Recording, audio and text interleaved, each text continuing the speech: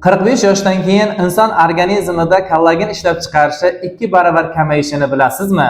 Bu jarayonni kremning o'zi to'xtata olmaydi.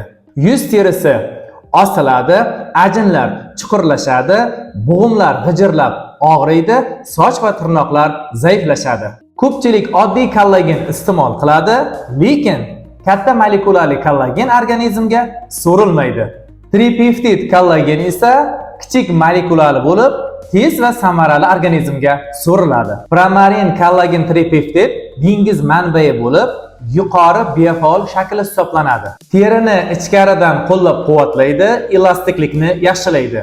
Bo'g'imlarni himoya qiladi, soch va tirnoqlarni mustahkamlaydi. Hozirda ushbu mahsulot 10% chegirmada.